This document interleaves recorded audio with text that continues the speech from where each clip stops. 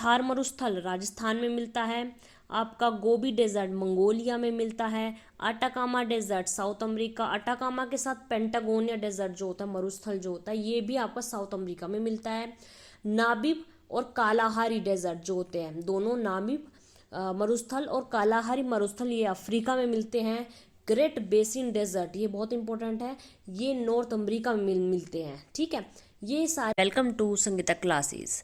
आज हम कंटिन्यू करने वाले हैं अपने सेट 5 को, जो कि top 1000 previous year GS questions जो हैं उनका सेट है। इससे पहले अगर आपने हमारे बाकी की वीडियोस नहीं देखी हैं तो हम बता दें कि इससे पहले 4 सेट और हम करा चुके हैं, जिनमें हमने हमारे बहुत सारे क्वेश्चंस कवर किए हैं और with full detail and PDF. ठीक है, तो बिना देरी किए सेट 5 शुरू करते हैं और अपने चलते हैं पहले क्वेश्चन पे। Question is when did the second round table conference took place? द्वितीय गोलमेज सम्मेलन कब हुआ था? मैं बता दूं आपको 3 गोलमेज सम्मेलन हुए थे। ठीक है, 1930, 1931 और 1932 में। तो सेकंड राउंड टेबल कॉन्फ्रेंस कब हुई थी? 1931। 1931 ये जो 3 राउंड टेबल हुई थी ये ब्रिटेन में हुई थी, लंदन में हुई थी ये तीनों। और यहाँ पे जो पीएम थे उस समय ब्रिटिशर्स के, मैकडोनल्ड, उन्होंने ये तीनों की थी। ये करने की वजह मेन ये थी कि ताकि वो जो अंग्रेजों का एक था कि फूट डालो राज करो वाली जो बात थी उनकी, उन्हें वो करना था। तो पहला 1930 में हुआ, दूसरा 1931 में। जो गांधी जी थे वो सेकंड राउंड जो टेबल थी इसमें गए थे। तो ये भी कई बार क्वेश्चन पूछते हैं गांधी जी कौन सी गोलमेज सम्मेलन गए थे, तो ये सेकंड में गए थे।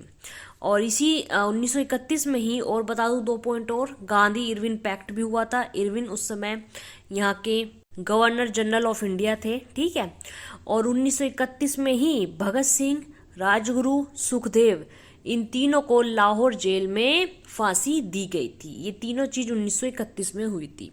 वही 1932 में बता दूं मैकडोनल्ड जो थे पीएम ब्रिटेन के, उन्होंने अवार्ड दिया था कम्युनल अवार्ड। ये दिया था BR अम्बेडकर साहब को। कम्युनल अवार्ड का मतलब है सांप्रदायिक अवार्ड। एक क्वेश्चन और पूछा जाता है कई बार कि कौन से 2 लोग थे जो कि किसी भी राउंड टेबल में, मतलब कहीं ना कहीं जिन्होंने भाग नहीं लिया था। तो उसमें सबसे इंपोर्टेंट नाम आता है जिन्ना का। जिन्ना ने किसी भी उसमें भाग नहीं लिया था राउंड टेबल कॉन्फ्रेंस में। ठीक है, चलिए। और इसके अलावा एक ऑप्शन और है 1928। 1928 फेमस है बारडोली सत्याग्रह के लिए। ये गुजरात में हुआ था और ये हमारे लौह पुरुष सरदार वल्लभ भाई पटेल को सरदार की उपाधि इसी सत्याग्रह में दी गई थी। बारडोली जो जगह थी वहां की महिलाओं ने सरदार की उपाधि दी थी। वहीं 1928 में साइमन कमीशन भी आया था बॉम्बे में पहली बार, जिसे कि लाला लाजपत राय ने साइमन गो बैक के नारे भी लगाए थे। ठीक है, और बता दूं आपको, अगर पॉलिटी अपनी बहुत अच्छे से बेसिक से एडवांस तक पूरी तैयार करनी है तो हमने एक प्लेलिस्ट जारी करी हुई है। तो उस प्लेलिस्ट पे जाके, उसका लिंक मैं आई बटन पे और डिस्क्रिप्शन में दे दूंगी, वहाँ जाके आप उस प्लेलिस्ट को भी देखना। उसमें पूरी पॉलिटी की सीरीज चला रहे हैं, जिसमें कि आपको पॉलिटी का कोई टॉपिक, कोई क्वेश्चन ऐसा नहीं बचेगा जो आपके पेपर से बाहर आ जाए। ठीक है, चलिए। Question is the Nalanda university was founded by.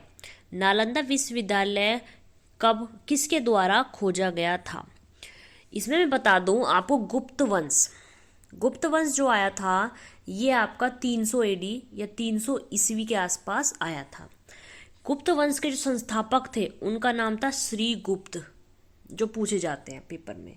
लेकिन वास्तविक संस्थापक के रूप में जब नाम पूछा जाता है तो आपको लिखना है चंद्रगुप्त प्रथम, जो कि वास्तविक संस्थापक बोले जाते हैं।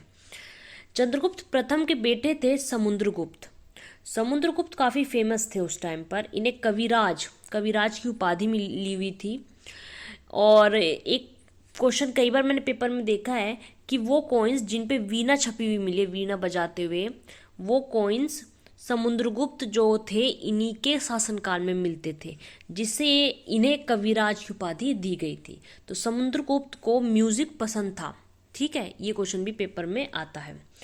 बाकी समुद्रगुप्त को Indian Napoleon of India, Bharat का नेपोलियन के नाम से जाना जाता है। और ये क्वेश्चन अक्सर बहुत सारे एग्जाम्स एसएससी, रेलवे में, ग्रुप डी वगैरह में, एनटीपीसी में भी ये क्वेश्चन आया हुआ है रिपीटेड। ठीक है, इसके बाद समुद्रगुप्त के बाद आता है चंद्रगुप्त द्वितीय। ये जो गुप्त वंश था, इनके टाइम पे सबसे ज़्यादा गोल्ड था। ये क्वेश्चन आता है कि सबसे ज़्यादा गोल्ड जो सिक्के थे सबसे ज़्यादा गिनने में, वो किस शासकों के टाइम पे थे? तो गुप्त वंश के टाइम पे थे। ठीक है, golden period of plenty gold. वहीं पे इसका आंसर जो नालंदा यूनिवर्सिटी जो ढूंढी थी वो कुमारगुप्त ने ढूंढी थी, जो उनके बाद आए थे जाके, कुमारगुप्त प्रथम। इन्होंने नालंदा यूनिवर्सिटी यानी विश्वविद्यालय बनाया था बिहार में। ठीक है, लेकिन एक क्वेश्चन आता है कि नालंदा विश्वविद्यालय को बनाया तो कुमारगुप्त प्रथम ने था। ठीक है, लेकिन तोड़ा किसने था? ये तोड़ा था बख्तियार खिलजी करके एक आता है 12वीं ईस्वी में जाके एक उसने बख्तियार खिलजी ने जो नालंदा यूनिवर्सिटी थी उसको तोड़ दिया था।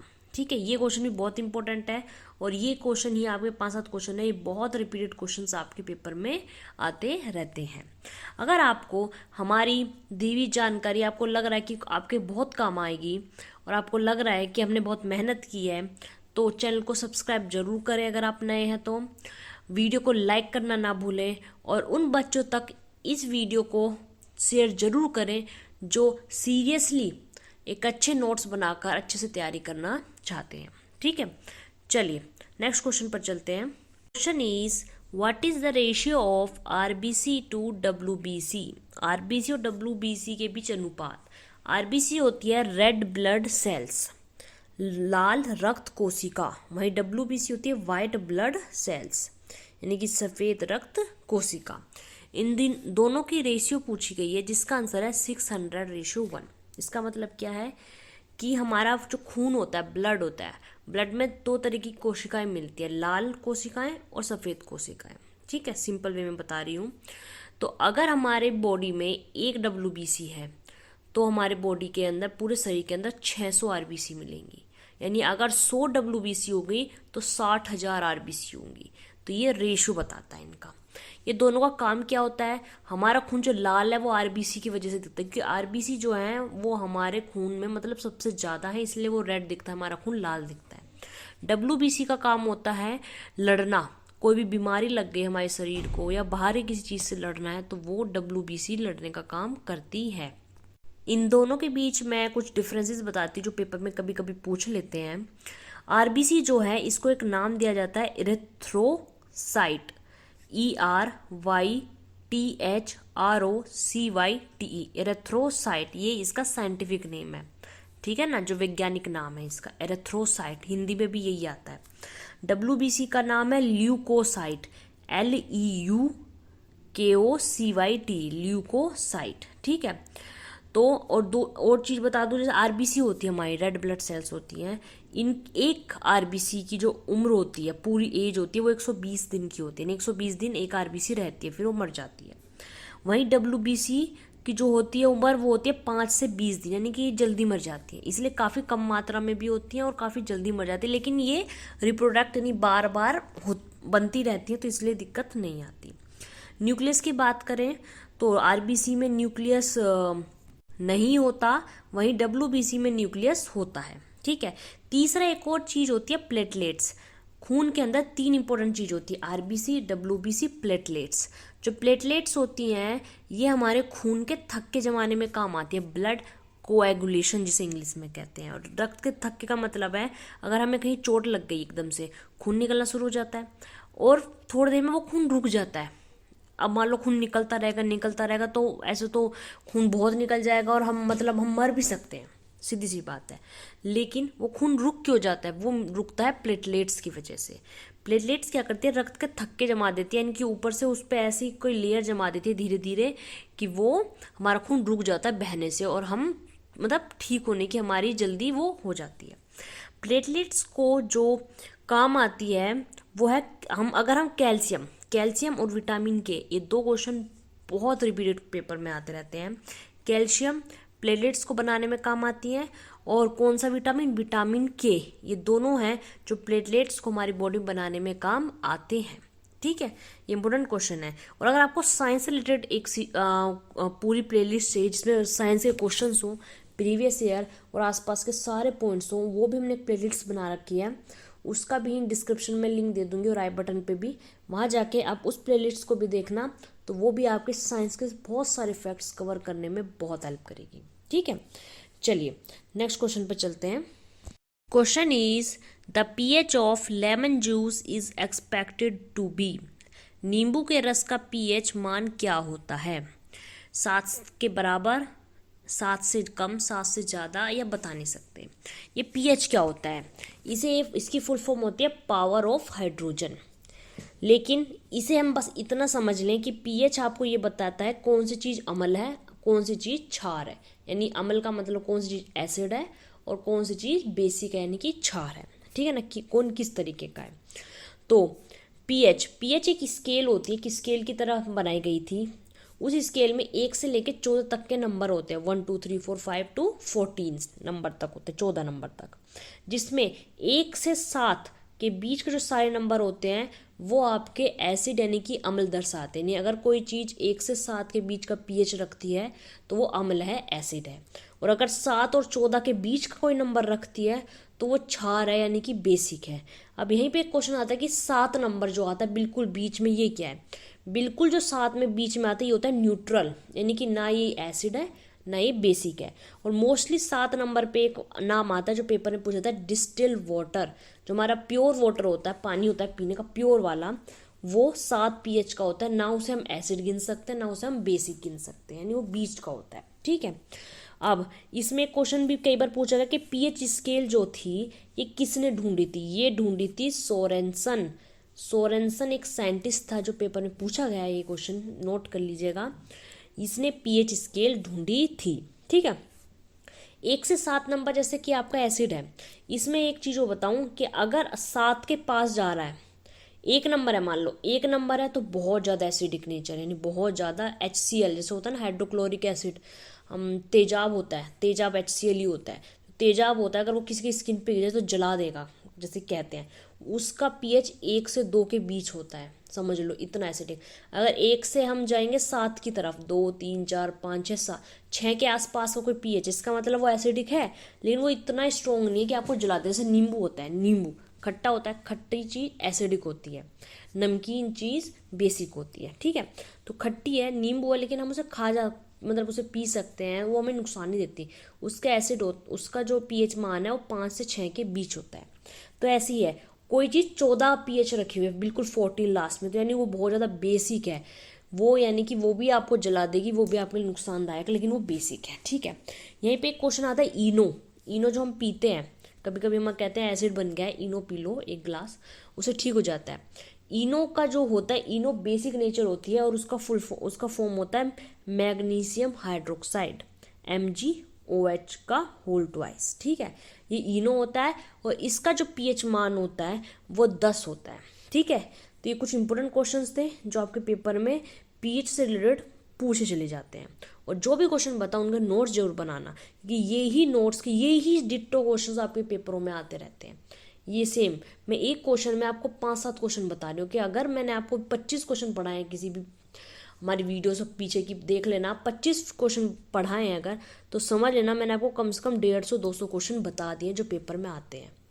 तो 1000 क्वेश्चन अगर मैं पढ़ाऊंगी तो कम से कम आपके 10,000 क्वेश्चन ऐसे तैयार हो जाएंगे जो पेपर में डिट्टो आते हैं, और आप वहाँ पे कोई क्वेश्चन नहीं छोड़ के आओगे। ठीक है, चलिए नेक्स्ट क्वेश्चन पर चलते हैं। Question is which planet is known as the earth twins.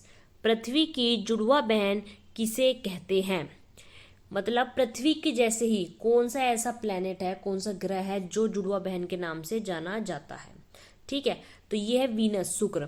पहले मैं बता दो अपने सोलर सिस्टम के बारे में। सोलर सिस्टम यानी कि सौर मंडल, हमारे सौर मंडल में 8 ग्रह हैं। पहले तो ये पॉइंट लिखो, पहले 9 थे, प्लूटो को हटा दिया गया 2005 में, तो उसके बाद से 8 ग्रह हमारे हैं। ठीक है, उनकी मैं रेंज बता देती हूँ। सबसे पहले मरकरी, फिर वीनस, फिर अर्थ, फिर मार्स, फिर आपका एस्ट्रॉयड एक आ जाते हैं पूरे की लिस्ट, फिर आते हैं आपके जुपिटर, सैटर्न, नेपच्यून, यूरेनस। इस तरीके से ये सारे आते हैं। ठीक है। और तो जो वीनस है, वीनस को मॉर्निंग और इवनिंग स्टार के नाम से भी जाना जाता है। शुक्र ग्रह को मॉर्निंग और इवनिंग स्टार के नाम से भी जाना जाता है, ये पेपर में पूछा जाता है। या चमकीला ग्रह, सबसे ज़्यादा चमकने वाला ग्रह जो है वो वीनस है। सबसे ज़्यादा गर्म ग्रह, सबसे ज़्यादा हॉट ग्रह जो है वो वीनस है, ये मान लीजिए। दूसरा ग्रह है लेकिन सबसे ज़्यादा गर्म ग्रह है। उसके अलावा बृहस्पति जो है, जुपिटर जो है, ये हमारे सोलर सिस्टम का, सौरमंडल का सबसे बड़ा ग्रह है। शनि की इम्पोर्टेंस ये है कि सबसे ज़्यादा उपग्रह, जैसे कि हमारी अर्थ है, अर्थ का उपग्रह कौन सा है? एक ही उपग्रह है हमारा, वो है चंद्रमा, मून। ऐसे ही शनि जो है, सैटर्न जो है, इसके सबसे ज़्यादा उपग्रह हैं। अब पहले जुपिटर के थे लेकिन अब सैटर्न के हो गए हैं। तो ये क्वेश्चन भी बहुत लेटेस्ट है और इम्पोर्टेंट क्वेश्चन है। इसके अलावा बता दूं मैं आपको, सैटर्न के चारों तरफ रिंग जैसी वो दिखती है। तो रिंग की तरह अगर किसी से पूछ ले आपसे कौन सा ग्रह है जो रिंग अपने आसपास बनाता है, तो वो सैटर्न है, शनि ग्रह है। ठीक है, तो इंपॉर्टेंट क्वेश्चंस हैं जो आपके सोलर सिस्टम के हैं, जो अक्सर पेपर में बार बार रिपीट होके आते रहते हैं। चलिए नेक्स्ट क्वेश्चन पर चलते हैं। Question is, in which state was the panchayati raj first introduce? Panchayati raj व्यवस्था सबसे पहले कहाँ पर लागू की गई? ये थी राजस्थान में। पंचायती राज सिस्टम क्या है? ये आपका एक कमेटी थी, इसकी मतलब सीधी सी बात है, कमेटी बोली जाती है, बलवंत राय मेहता कमेटी। ये आपकी पंचायती राज सिस्टम की सबसे इंपॉर्टेंट कमेटी है जो पेपर में अक्सर पूछ लेता है। ठीक है, और इसी ने ही 3 टायर सिस्टम दिया था। 3 टायर का मतलब है 3 स्तर। ठीक है, 3 स्तरीय एक व्यवस्था दी थी जिसे बाद में पंचायती राज सिस्टम कहे जाने लगा।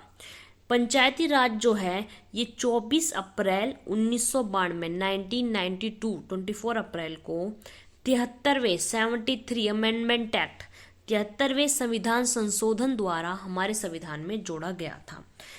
तो यहाँ पे कई क्वेश्चन बन गए। पहला तो नेशनल पंचायत दिवस कब बनता है? 24 अप्रैल। पंचायती सिस्टम कब जोड़ा गया? 24 अप्रैल 1992 में। कौन से संविधान संशोधन से? 73वें संविधान संशोधन से। कौन सी कमेटी? बलवंत राय मेहता कमेटी। और यहाँ बता दूं, राजस्थान में इसे सबसे पहले लागू किया गया। कौन से डिस्ट्रिक्ट? नागौर में। ये भी नोट करना, नागौर में 2 अक्टूबर 1959 को 2 अक्टूबर 1959 को नागौर राजस्थान में पंचायती राज सिस्टम को सबसे पहले लागू किया गया था। और ये 5-6 क्वेश्चन जो हैं ये पंचायती राज सिस्टम से अक्सर बार बार पूछ लिए जाते हैं। पंचायती राज सिस्टम हमारे पार्ट 9 में आता है। पार्ट 9 जो है संविधान का, उसमें आता है। ये भी कई बार पूछा गया है। और आर्टिकल अनुच्छेद 243 के आसपास ये पड़ता है। ठीक है, तो ये इंपॉर्टेंट क्वेश्चंस हैं जो पंचायती राज के 1 वर्ड में आपके अक्सर आते हैं। ठीक है, चलिए नेक्स्ट क्वेश्चन पर चलते हैं। Question is, which city is the silicon valley of India? Bharat में किस सिटी को, ठीक है ना, सिलिकॉन घाटी के नाम से जाना जाता है, यानी सिलिकॉन वैली ऑफ इंडिया के नाम से जाना जाता है? यह है बेंगलोर। सिलिकॉन वैली क्यों कहते हैं? कि वहाँ पे बहुत आईटी पार्ट जो होते हैं, मतलब एक तरीके से आपके सॉफ्टवेयर हार्डवेयर, मतलब थोड़े से इलेक्ट्रॉनिक्स की जो चीज़ें हैं वो वहाँ पे काफ़ी बनाई जाती है। इस वजह से silicon valley of India Bengaluru को कहते हैं। ठीक है, बेंगलोर आपको पता होगा कर्नाटका की कैपिटल है। इसके अलावा यहाँ मैं एक इम्पोर्टेंट टॉपिक बताऊंगी, यूनेस्को क्रिएटिव लिस्ट सिटीज़ की है, जिसमें कि 6 हमारे सिटीज़ जोड़ी गई थी, जिसमें अभी हाल ही में श्रीनगर को क्राफ्ट एंड फोक के उसमें रोल में जोड़ा गया, जबकि हैदराबाद को गैस्ट्रोनॉमी यानी कि सबसे अच्छा खाना पकाने के उसमें एज ए सिटी जोड़ा गया। मुंबई को फिल्म्स के मामले में सिटी ऑफ ड्रीम्स के रूप में जोड़ा गया, जबकि चेन्नई को म्यूजिक, वाराणसी को भी म्यूजिक, यूपी का एकमात्र वाराणसी जो है सिटी ऑफ म्यूजिक के रूप में जोड़ा गया था, और चेन्नई को भी म्यूजिक के उसमें जोड़ा गया, जबकि जो जयपुर था उसको जोड़ा गया था वो भी क्राफ्ट एंड फोक के रूल में। ठीक है, तो ऑल ओवर 6 हमारी सिटीज़ है जो यूनेस्को की क्रिएटिव लिस्ट में सिटीज़ में जोड़ी गई थी, और ये इंपॉर्टेंट है। ये सारी की सारी सिटीज़ आपसे पेपर में पूछी जाती हैं। तो कौन सी सिटी को क्या है तो मैंने बता दिया है, चेन्नई वाराणसी म्यूजिक, जयपुर और आपका श्रीनगर क्राफ्ट एंड फोक। इसके अलावा हैदराबाद आपका गैस्ट्रोनॉमी यानी कि आपका खाना पकाना, उसके अलावा मुंबई आपकी फिल्म्स के उसमें जोड़ी गई। तो ये लिस्ट आपके 6 की 6 लिस्ट आपको ध्यान होनी चाहिए कौन सी सिटी किस उसमें जोड़ी गई थी। ठीक है, चलिए नेक्स्ट क्वेश्चन पर चलते हैं। Question is which of the following articles of the constitution deals with the financial emergency. वित्तीय आपातकाल से कौन सा जुड़ा हुआ अनुच्छेद है। ये जो आपातकाल है, इमरजेंसी जो है, ये आपके हमारे संविधान के जो है 18वें भाग में आता है, 18th भाग में आता है। और इसमें 3 आपके अनुच्छेद आते हैं, 3 आर्टिकल आते हैं, आर्टिकल 352, आर्टिकल 356 और आर्टिकल 360, जिसमें कि आपके फाइनेंशियल इमरजेंसी जो पूछा गया है, वित्तीय आपातकाल यानी कि पैसों की कमी से आपातकाल लगाओ कभी भारत में, वो आर्टिकल 360 में आता है। जबकि अगर मैं बता दूं तो कभी भी हमारे देश में फाइनेंशियल इमरजेंसी कभी नहीं लगी है। ठीक है, ये भी नोट कर लेना। इसके अलावा 356, तो 356 जो है ये हमारा स्टेट इमरजेंसी कहा जाता है, राज्य आपातकाल, या कह दो तो राष्ट्रपति शासन किसके तहत लगता है, अनुच्छेद 356 356 के तहत लगता है। इसमें क्या होता है राष्ट्रपति शासन में कि कोई भी मुख्यमंत्री नहीं होता इसमें, क्योंकि किसी को बहुमत नहीं मिला होता।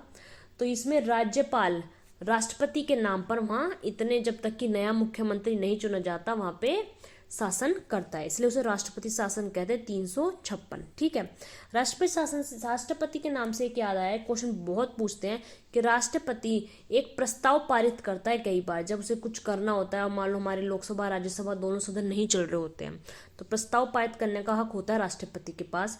तो वो जो प्रस्ताव पारित करता है, ऑर्डिनेंस जिसे कहते हैं इंग्लिश में, वो आर्टिकल 123 लिख लेना, अनुच्छेद 123 के तहत कर देता है। ठीक है, अब यहाँ पे तीसरा क्या बचा, ये बचा 352 352 आर्टिकल। ये 352 जो अनुच्छेद है ये नेशनल इमरजेंसी कही जाती है, राष्ट्रीय आपातकाल कही जाता है। ठीक है, ये किसी भी तरीके से हो सकती है कि देश के अंदर कोई माहौल खराब हुए हों या बाहरी किसी देश ने आपके ऊपर अटैक कर दिया हो। तो तीनों आपातकाल जो हैं आपके 352 356 और 360, ये तीनों 18वें भाग में संविधान में आते हैं।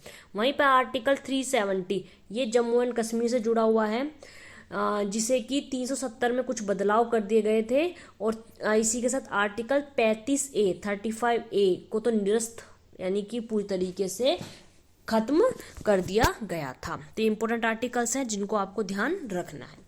चलिए नेक्स्ट क्वेश्चन पे चलते हैं। Question is which day is celebrated as world environment day. विश्व पर्यावरण दिवस के नाम कब मनाया जाता है। कुछ ऐसे दिवस है जो बहुत पेपर में रिपीटेड पूछे जाते हैं, तो यहाँ मैंने ऑप्शंस में भी वही डाले हैं जो रिपीटेड मोस्ट इंपोर्टेंट है आपके। ठीक है, तो वर्ल्ड एनवायरनमेंट डे ये है 5 जून को, विश्व पर्यावरण दिवस। मतलब पर्यावरण से मतलब क्या क्या नुकसान पर्यावरण को कर रहे हैं, उसे कैसे बचा सकते हैं, इन सब से रिलेटेड ये वर्ल्ड आपका एनवायरनमेंट डे 5 जून को मनाया जाता है, मोस्ट इंपॉर्टेंट। इसके अलावा 22 अप्रैल को होता है इंटरनेशनल अर्थ डे। ठीक है ना, मतलब अपनी पृथ्वी दिवस जिसे कह देते हैं, अर्थ के लिए होता है ये।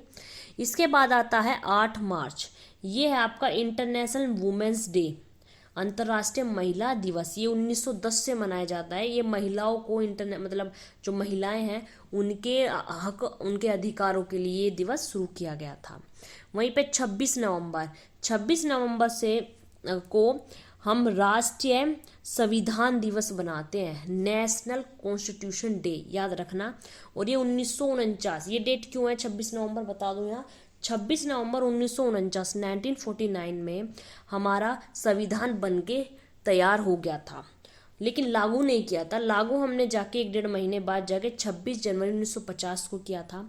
तो पर 26 नवंबर 1949 को जब भी बन के तैयार हो गया तो 15 ऐसे अनुच्छेद आर्टिकल्स थे जो लागू कर दिए गए थे, जो जरूरी थे उस वक्त।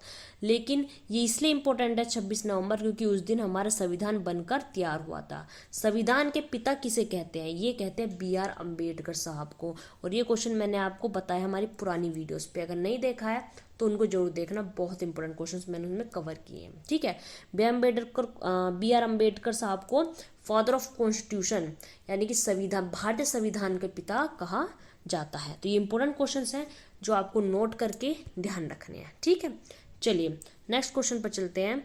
उससे पहले कहना है कि अगर आपको हमारी वीडियो पसंद आ रही है, आपको लग रहा है बहुत मेहनत की है, तो वीडियो को लाइक जरूर करना, ठीक है। और कोई भी सजेशंस हो कमेंट करके बताना, और सब्सक्राइब करके वीडियो को शेयर कर देना प्लीज़। ओके, चलिए क्वेश्चन पे चलते हैं। Next question is which animal is known as the ship of desert. मरुस्थल का जहाज के नाम से किस जानवर को जाना जाता है? ये कैमिल, ऊँट। ऊँट को हम मरुस्थल का जहाज क्यों कहते हैं? क्योंकि जो मरुस्थल होता है, डेजर्ट्स होते हैं, उनमें ऊँट ही एक ऐसा एकमात्र जानवर है जिसके ऊपर हम सामान वगैरह लगा के इधर से उधर सामान पहुंचा सकते हैं।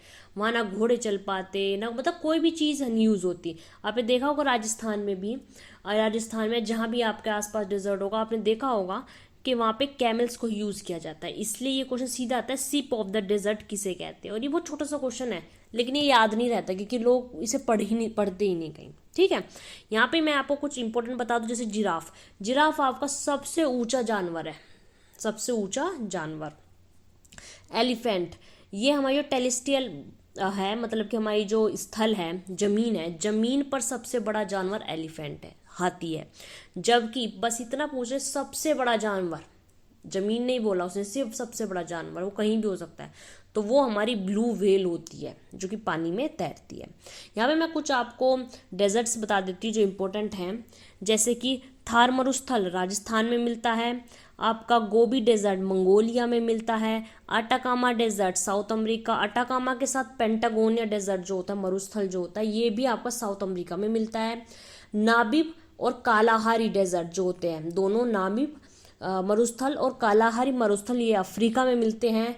ग्रेट बेसिन डेजर्ट, ये बहुत इंपॉर्टेंट है, ये नॉर्थ अमेरिका में मिलते हैं, ठीक है। ये सारे बहुत इंपॉर्टेंट डेजर्ट्स हैं जो पेपर में सीधे डिट्टो ऐसे ही आपसे पूछे जाते हैं। तो ये क्वेश्चंस आपके बहुत इंपॉर्टेंट थे जो मैंने यहाँ बता दिए हैं, इनको नोट करना, इन डेजर्ट्स को इनको रिवाइज करना, ठीक है। तो आज की इस सेट को हम यहीं पे समाप्त करते हैं। नया सेट हम जल्द लेके आएंगे। अगर आपके कोई भी सजेशंस होंगे तो वीडियो में कमेंट करके ज़रूर बताना। अगर आपको हमारी मेहनत अच्छी लगी है, आपको लगा हमने मेहनत की है, तो वीडियो को लाइक ज़रूर करना और शेयर करना ना भूलना, ठीक है। और बाकी की वीडियोस की लिंक मैं आई लिंक पे बटन पे दे दूंगी और डिस्क्रिप्शन में भी दे दूंगी। बाकी इसकी पीडीएफ भी आपको प्रोवाइड हो जाएगी, डिस्क्रिप्शन में जाकर आप उसे डाउनलोड कर सकते हैं, और बाकी की वीडियोस की भी पीडीएफ आपको वहाँ पे साइट पे मिल जाएंगी, ठीक है। तो अभी के लिए यहीं रुकते हैं। नोट्स बनाए, अच्छे से पढ़ें, और कोई भी बात हो तो कमेंट करके ज़रूर बताएं, ठीक है। Thank you.